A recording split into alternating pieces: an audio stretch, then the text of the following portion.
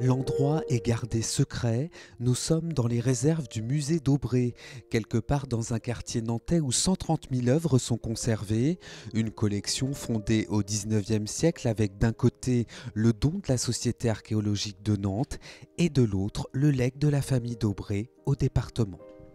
Ce qui fait la richesse et en même temps la complexité des collections du musée d'Aubrey, c'est qu'on a des ensembles qui répondent à des logiques totalement différentes. Donc une collecte archéologique dite régionale, voire nationale, donc on est dans une démarche plus scientifique, alors qu'avec les collectionneurs, et Thomas d'Aubrey lui-même, on est dans une logique de goût, vraiment de collectionneur. Il achète ce qu'il aime, il compulse, il garde ce qu'il aime, il transmet ce qu'il aime. Et donc effectivement, on couvre des périodes et des thématiques extrêmement larges et variées.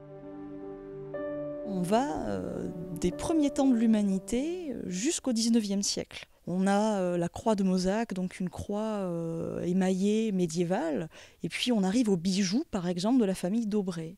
On a aussi des estampes, Dürer, Rembrandt, donc les grands maîtres de la fin du Moyen-Âge et de la Renaissance. Une pléiade de trésors sur lesquels il faut veiller, c'est tout l'enjeu de la conservation. Conserver, en fait, c'est transmettre. Notre premier rôle, avant même d'exposer les pièces, c'est de faire en sorte qu'elles puissent être transmises aux générations futures. Ça veut dire que les objets anciens, ils se dégradent naturellement. Donc notre travail, c'est de ralentir ce processus de dégradation.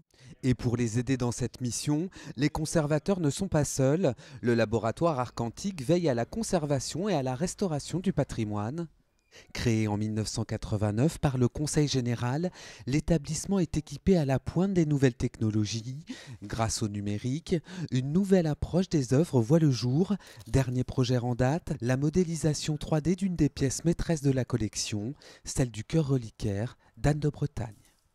L'essentiel de l'opération est une numérisation de façon à obtenir une empreinte numérique 3D en haute définition qui va permettre d'avoir auprès du public une approche très différente et très nouvelle où les gens pourront manipuler le cœur de façon virtuelle.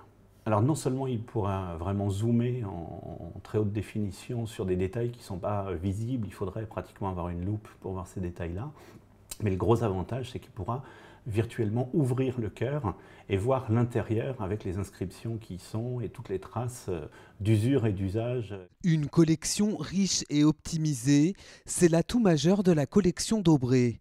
Encore faut-il pouvoir l'exposer. En 2010, le musée avait fermé ses portes pour un projet d'extension porté par le Conseil général. Depuis, le permis de construire a été annulé par la Cour administrative. Cette dernière a jugé le projet non conforme aux règles d'urbanisme. Le Conseil général prend bien sûr acte d'une décision de la Cour d'appel qui annule le permis de construire. Bien évidemment, nous allons étudier toutes les conséquences que cela induit.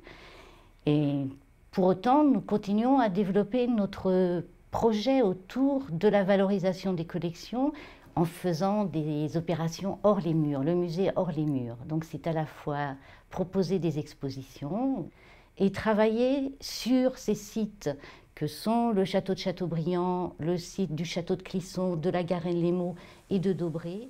Alors en attendant de retrouver un écrin pérenne pour être exposé, la collection d'Aubrey voyage dans tout le département.